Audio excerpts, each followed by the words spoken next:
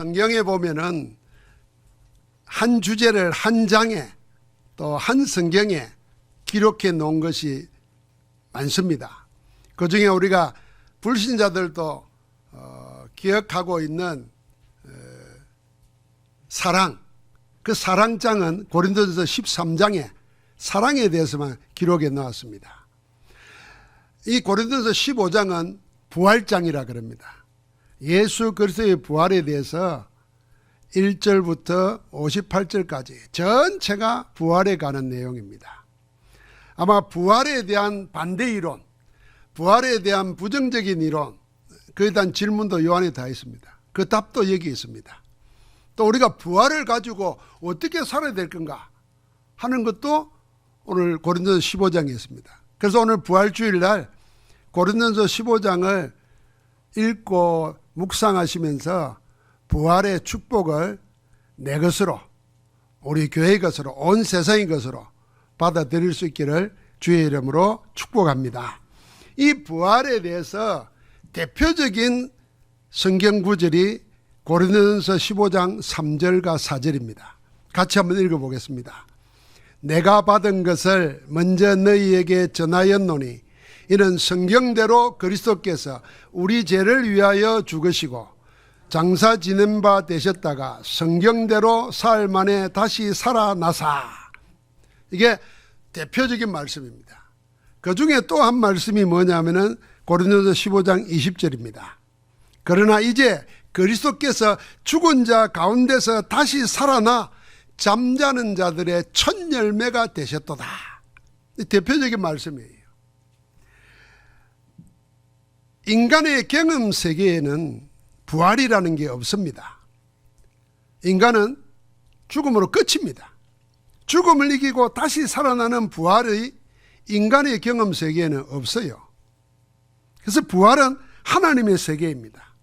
하나님께서 예수 그리스도를 죽은 자 가운데서 다시 일으켰습니다. 주님이 부활했습니다. 그래서 성경을 잘 보면은 예수님이 살아났다, 스스로 살아났다가 아니에요. 하나님이 예수님을 죽은 자 가운데서 일으키셨다. 수동태로 많이 씁니다. 이 말은 뭐냐면 부활은 하나님의 사건이고 하나님의 은혜라는 겁니다.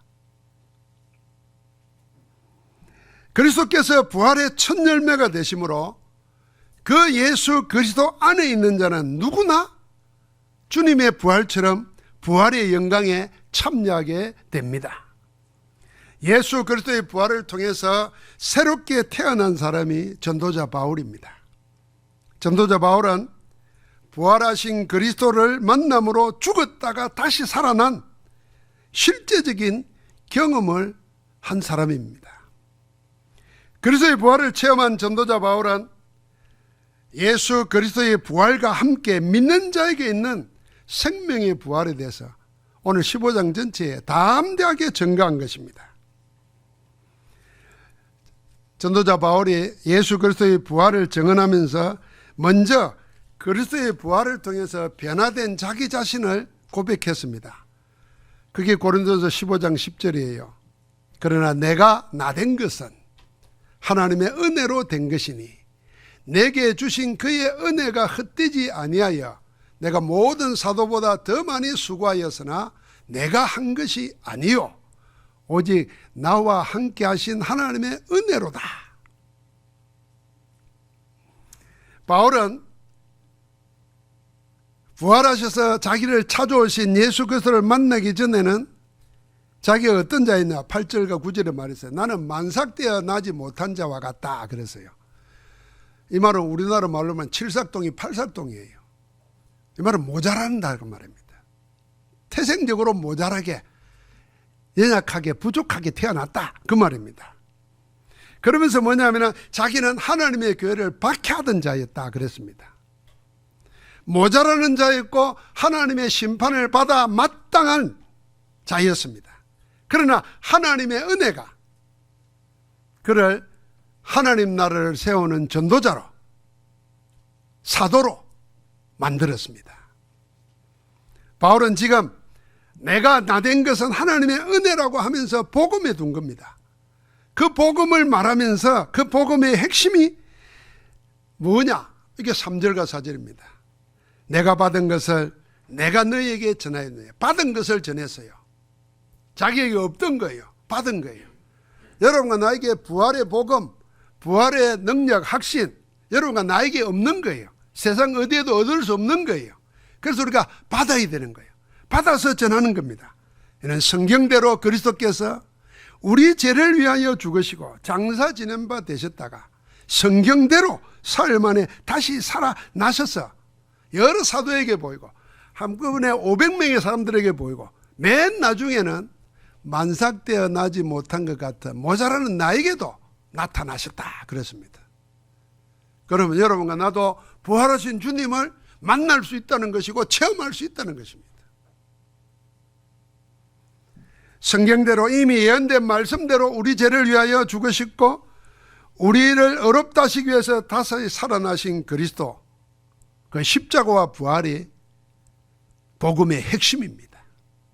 이 복음으로 하나님의 은혜를 입어 전도자 바울로 새로 태어났습니다. 그래서 고백한 겁니다.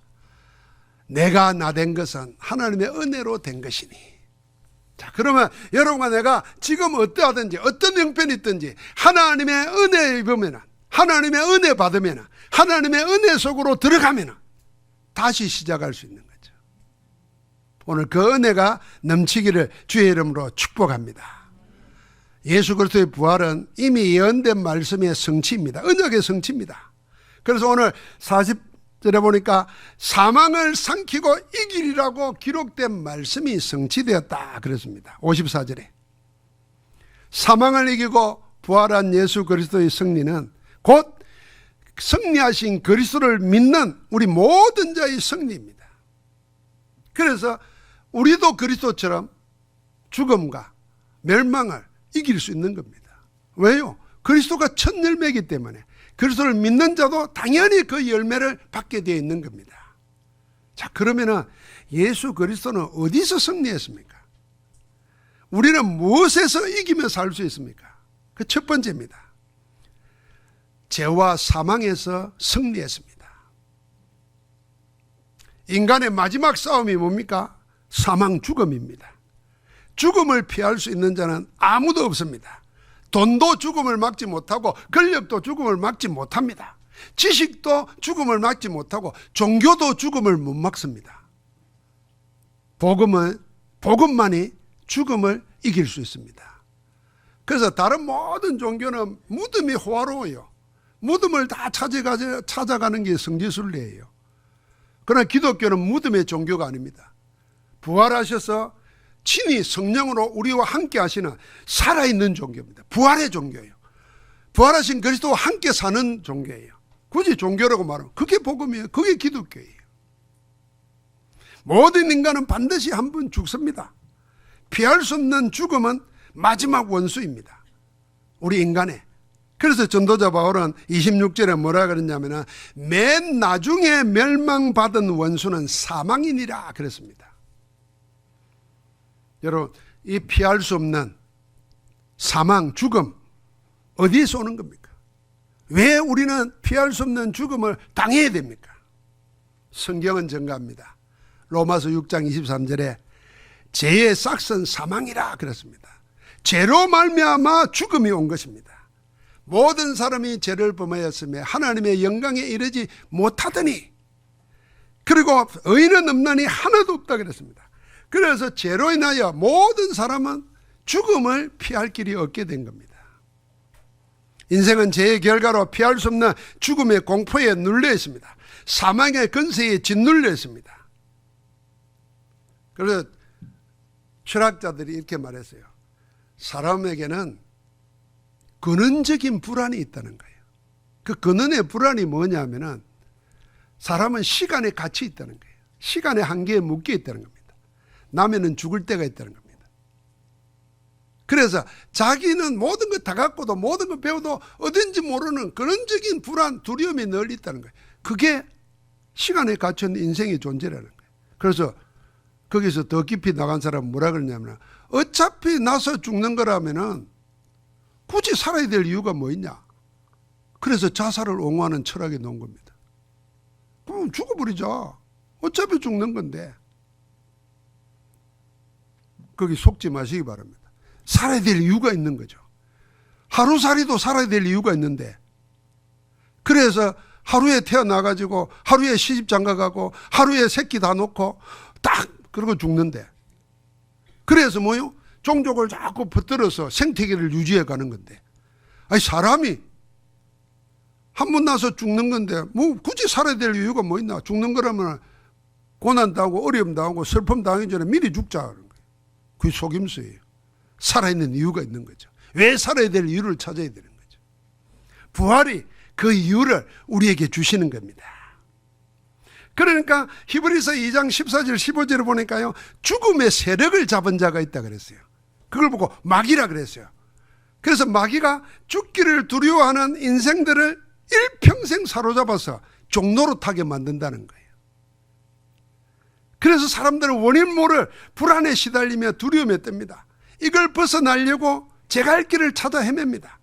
그래서 좋지 않은 쪽으로는 약물을 찾아서 그 불안 두려움을 넘어서려고 하는 겁니다. 그래서 약물 중독, 마약 중독, 알코올 중독, 막 중독이 되는 거예요. 그럴듯한 쪽으로는 어떻게 벗어나려니까? 그게 명상, 종교입니다. 수양을 통해서, 명상을 통해서 마음의 평안을 가지고 이 두려움을 벗어나려고 합니다. 그러나 그래도 못 이깁니다. 그 근원은 죄로 인한 사망의 그늘이 우리 인간의 내면 속에 깊이 자리 잡고 있어서 늘 이끌어갑니다. 그래서 하나님 없는 세상은 늘 전쟁과 공포, 죽음의 그늘이 꽉 자리 잡고 있습니다. 전도자 바울이 이걸 본 겁니다. 내 안에 그게 있다는 걸 본 거예요. 그래서 탄식했습니다. 그 유명한 로마서 7장 24절 아닙니까? 오라 나는 공고한 사람이로다. 이 사망의 몸에서 누가 나를 건져내라. 사망의 몸, 죽음으로 몰고 가는 세상 문화, 세상에 악한 세력들이 있는 거예요. 어디서 나를 구원하겠냐는 거예요. 여러분, 그래서 우리가 사업이 안 되거나 아무 희망이 오늘 때 제일 먼저 생각나는 게 뭐예요? 죽고 싶다는 거예요. 너무 병이 걸려서 고통스러우면 차라리 그냥 잠잘 때 가고 싶다는 거예요. 또 세상은 억압적으로 우리를 그게 돌파구인 것처럼 몰아갑니다. 돌파구는지요. 이 어려움을, 이 난처한 환경을, 이 상황을 벗어날 수 있는 돌파구가 죽음인 것처럼, 그리고 자살로 몰고 갑니다. 이게 죽음의 세력을 잡은 자가 일평생 종노릇하게 만드는 일입니다. 인간이나 세상의 것으로는 죄와 사망을 해결할 수 없습니다. 인간은 한 사람도 예외 없이 죄와 사망의 법에 갇혀 있습니다. 죄와 사망의 법에 갇혀 있는 자가 그걸 풀 수가 없습니다. 그래서 오직 죄와 사망을 이긴 자라야 죄와 사망에서 우리를 건져낼 수 있습니다. 그분이 유일하신 하나님 예수 그리스도이십니다. 예수 그리스도는 그래서 말씀하셨어요. 성경대로 우리 죄를 위하여 죽으시고 성경대로 다시 살아나셨다 그랬습니다. 십자가에서 모든 죽음의 원인이 되는 죄를 다 멸하시고 그 사망의 근세를 깨뜨리고 부활하셔서 우리의 주가 되신 줄 믿습니다. 그래서 담대하게 고백하지 않습니까? 55절부터 57절 보니까 사망아 너희의 승리가 어디 있느냐? 네가 이기는 게 어디 있느냐? 사망아 너희의 쏘는 것이 어디 있느냐? 사망에 쏘는 것은 죄요, 죄의 권능은 율법이라. 이걸 가지고 우리를 계속 멸망시켜 간다는 겁니다. 그런데 우리에게는 누가 있어요? 우리 주 예수 그리스도로 말미암아 우리에게 승리를 주시는, 이김을 주시는 하나님께 감사한다. 그래서 사랑하는 성도 여러분, 죄와 사망에서 이기신 그리스도 안에 있다는 것을 확인하고 감사하며 살기를 주의 이름으로 축복합니다. 예수 그리스도는 어디서 승리했습니까? 우리는 무엇을 이깁니까? 사탄과 세상에서 승리했습니다. 이 세상에는 아무도 가르쳐주지 않는 게 있습니다. 알아도 아무도 해결 못하는 것이 있습니다. 그리고 아무도 모르는 실제 문제가 있습니다. 성경이 이걸 가르쳐 줍니다. 그래서 성경을 하나님의 말씀이라는 겁니다. 그걸 보고 우리는 영적 지식이라는 겁니다. 세상에 보이는 것, 드러난 것, 모든 것을 드러나지 않으면서 그 드러난 모든 것을 이끌어가는 참된 것, 그걸 영적 지식이라는 겁니다. 하나님께서 그걸 말씀으로 가르쳐 주었습니다. 인간은 재앙과 저주, 흑암에 빠져 있습니다. 원인도 모르고 해결책도 없는 문제에 시달립니다. 하나님의 생기로 하나님의 형상으로 지음받아 완벽한 하나님의 작품이 우리 인간입니다. 그런데 인간이 하나님의 말씀을 떠나서 거짓의 아비인 사단에게 속아서 죄를 짓고 죄와 사망의 법에 묶여버렸습니다. 그걸 보고 우리는 원죄라는 겁니다. 아무리 발버둥 쳐도 벗어날 수 없는 운명에 사로잡혔습니다. 이때부터 원치 않는 저주 재앙에 시달리게 되었습니다. 벗어나려고 발부둥 치지만 더 깊은 수렁으로 빠져서 허덕거리며 죽어갑니다. 아무도 가르쳐주지 않는 사단의 12가지 전략입니다.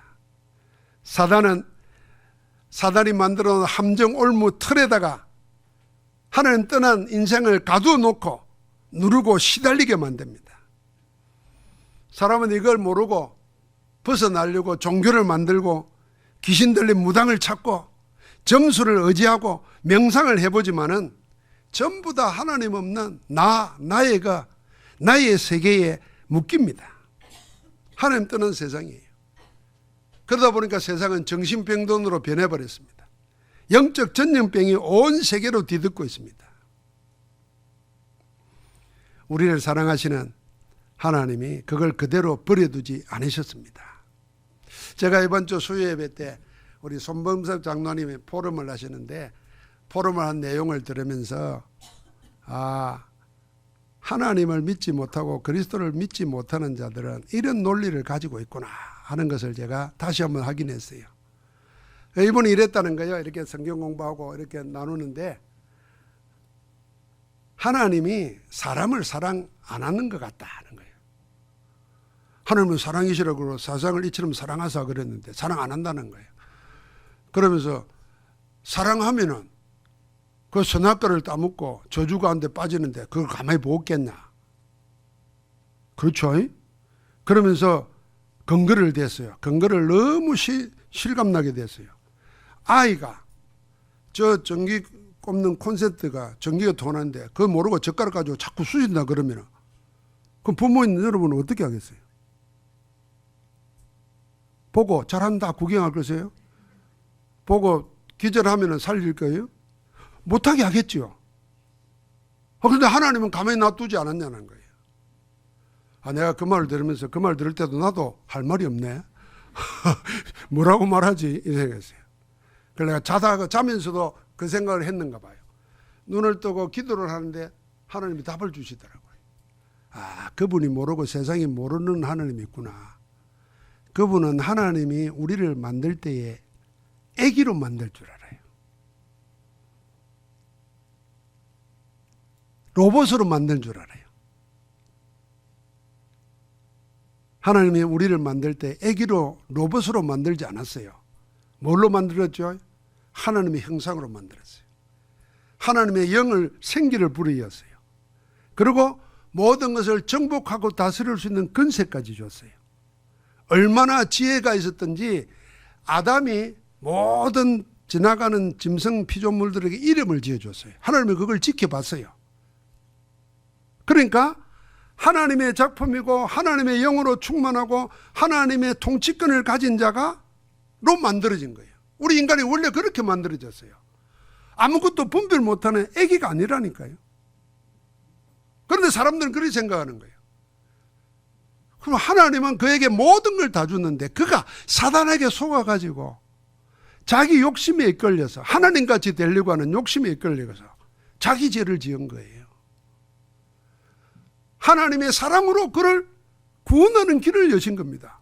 그게 창세기 3장 15절 메시아 예언이에요. 여자의 후손이 뱀의 머리를 상하게 할 거죠. 우리를 멸망으로 죽음으로 끌고 가는 우리를 속인 사단을 그리스도가 오셔서 박살낸다 그 말이에요. 그래서 하나님의 아들이 나타나신 것은 마귀의 일을 멸하러 오셨다 그런 거예요.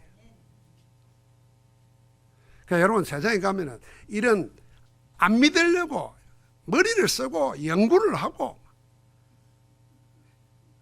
자기들 식으로 기도를 해가지고 안 믿을 수밖에 없는 논리를 만들어냅니다. 그런데 그들이 하나님을 이기겠어요?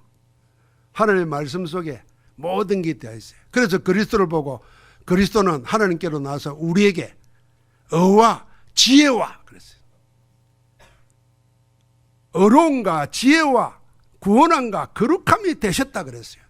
그래서 예수 그리스도는 모든 지혜와 지식의 근본이고 전부예요.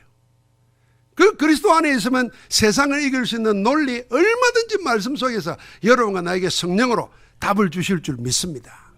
할렐루야. 그리스도가 그렇게 오셨어요. 그분이 우리 주님이세요. 그분이 오셔서 마귀를 멸하시고 우리를 구원하신 겁니다. 그래서 우리는 세상을 이길 수 있는 겁니다. 주님이 말했습니다. 너희가 세상에서 환난을 당하나 담대하라. 내가 세상을 이겼노라. 이게 요한복음 16장 33절이에요. 우리는 이 세상을 살아갑니다. 육신을 가지고 살아갑니다. 세상 임금이 죽음의 세력을 가지고 모든 자를 죽음으로 끌고 가려고 활동하고 있습니다. 어떻게 이 세상을 이깁니까? 부활하신 그리스도, 그 그리스도의 이름으로, 그 그리스도의 능력으로 넉넉히 이기게 될 줄 믿습니다. 마지막입니다. 예수 그리스도와 그리스도 안에 있는 여러분과 나는 어디서 승리합니까? 혈과 육에서 승리합니다. 50절부터 54절입니다. 혈과 육 그래서요. 하나님이 보실 때 사람은 다 같지 않습니다. 오늘 고린도서 15장을 보면은 사람은 두 종류로 나누어집니다.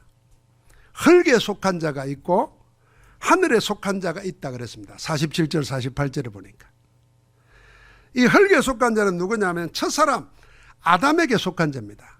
아담을 흙으로 빚었었잖아요. 그럼 하늘에 속한 자가 누굽니까? 둘째 사람 예수 그리스도에게 속한 자입니다. 흙에 아담에 속한 자를 보고 육의 사람이라 그러고 하늘과 예수 그리스도에게 속한 자를 보고 신령한 자 영의 사람이라고 합니다. 그래서 성경에는 육의 몸이 있는 것처럼 신령한 몸도 있다 그랬어요. 영의 몸도 있습니다. 그러면 혈과 육이 뭡니까? 이 육의 몸이거든요. 육의 사람을 말합니다.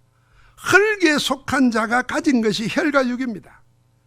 이 혈과 육을 두고 전도자 바울은 뭐라 그러냐면 썩을 것이라 그랬고 썩는 것이라 그랬고 죽을 것이라 그랬고 죽는 거라 그랬습니다. 그리고 이 썩을 것 죽는 것은 하나님의 나라를 이어받을 수 없다 그랬습니다. 하나님 나라를 이어받을 수 있는 것은 우리가 타고난 이 혈과 육이 아니라 살과 피가 아니라 하나님께로부터 받은 것, 새 영으로 된 영의 몸이라야 하나님 나라를 유업으로 받을 수 있습니다. 그래서 주님이 사마리아 여자를 보고 말했잖아요. 물과 성령으로 거듭나지 않으면 하나님 나라를 볼 자가 없느니라 그랬습니다. 하나님 나라를 이어받을 수 없는 것이 혈과 육의 일입니다. 그래서 전도자 바울은 갈라디아서 5장에 보면은 혈과 육이 하는 일을 두고 육체의 욕심을 따라 그랬습니다. 그 다음에 성령을 거스르는 육체의 소욕이 있다 그랬어요. 욕구가 있어요. 욕심이 있고 그걸 막 가지려고 하는 소욕이 있어요. 그 다음에 육체의 일이 나옵니다.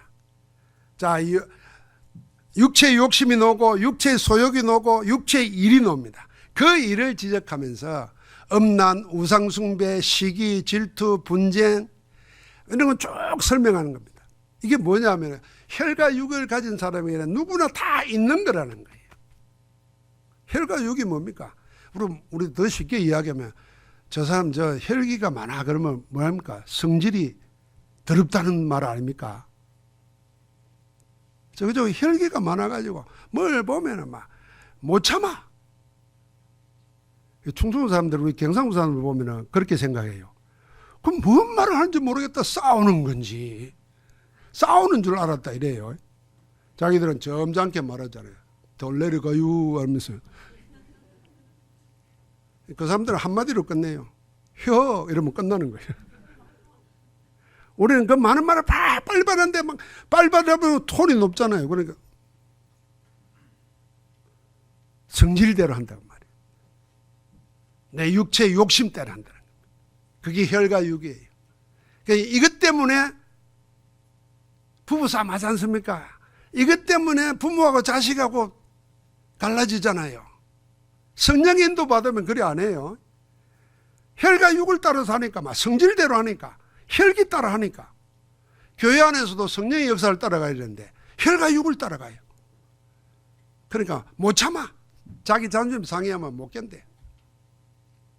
혹시 설교하다가 그분 보고 말 안 했는데 그분이 나보고 자기 보고 목사가 말하는 것 같아요. 기분 나빠가지고 교회 안 와. 목사는 그런 적이 없습니다. 그런데 뭐 그게 다 혈과 육을 따르는 거예요. 이게 하나님 나라를 이어받지 못한다 그랬어요. 그래서 육을 가진 모든 자에게는 혈과 육을 벗어날 수 없습니다. 내 속에 일어나는 욕심을, 소욕을, 그래서 습관에 대해서 행하는 육체의 일을 거스릴 도리가 없어요. 그래서 길은 하나밖에 없습니다. 그 혈과 육을 이기신 그리스도 안으로 들어가는 겁니다. 그리스도가 내 안에 사시도록 역사하는 겁니다. 그럴 때에 나를 넘어서는 겁니다. 혈과 육을 넘어서는 겁니다. 그래서 우리를 보고 하나님의 영으로 충만하라 그러고 성령을 받으라 그러고 성령이 너에게 임하시면 그런 겁니다. 하나님의 영이 내 혈과 육을 주장해 갑니다. 그러면은 그분은 하나님의 인도를 받게 되니까 평안하죠. 사단과 보이지 않는 미래가 두려움이 아닙니다. 평안하죠. 그리고 막 사람들이 그런 거 보면은 뭐라 그럽니까? 내 속에 하나님의 계획을 찾으면서 그를 위해서 기도하게 되죠. 그러면 세상 사람들 볼 때 멋있게 보입니다. 이 기독교인들은 성경대로 보면요, 멋있는 사람이에요. 그래서 야, 이 사람은 우리들하고 다르게 사는구나. 무엇이 저들을 이 핍박 속에서, 저 조롱 속에서, 저 죽음 속에서도 저렇게 힘있게 살아갖고 여유있게 살아갈게 할까? 저들은 그리스도인이구나. 크리스찬이라 부른 거예요. 예수의 영이 저들과 함께 있구나. 여러분, 옷 잘 입어가지고 멋있다고 소리 듣는 사람이 아니라 우리의 자세, 우리의 삶의 태도, 우리의 심령의 평안을 보고 참 당신 부럽다. 나도 당신처럼 살고 싶다. 이 소리를 날마다 듣게 되기를 주의 이름으로 축복합니다. 멋있게 살아야 돼요. 우리가 한 세상 살다 가는데 부활의 능력으로 멋있게 살아야 돼요. 힘있게 살아야 돼요. 날마다 축복합시다. 당신은 멋있는 사람입니다. 할렐루야.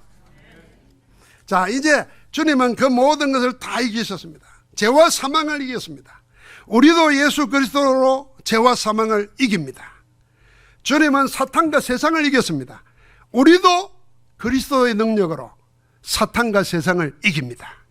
주님은 혈과 육을 이겼습니다. 우리도 그리스도의 능력으로, 그리스도의 은혜로, 성령의 권능으로 나를 끌고 가는 혈과 육을 이길 수 있습니다. 오늘 주의 일에 더욱 힘쓰는 자들이 되라 그랬잖아요. 그 주의 일이 뭡니까? 이기는 자로 사는 겁니다. 지금 죄와 사망에 묶여있고 사단과 세상에 묶여서 고통당하고 있고 혈과 육을 못 이겨가지고 평안을 잃어버리고 불안 속에, 분노 속에, 상처 속에 매여 사는 사람들을 살리는 것이 주의 일입니다. 이 주의 일을 행하는 부활의 정인으로 서기를 주의 이름으로 축복합니다. 하나님 감사합니다. 우리 모두를 부활의 정인으로 세워주시니 감사합니다. 우리 안에 내가 사는 것이 아니라 내 안에 부활하신 그리스도께서 권능으로 사시는 온전한 주의 사람으로 거듭나게 하옵소서. 우리 주 예수 그리스도 이름으로 기도하옵나이다. 아멘.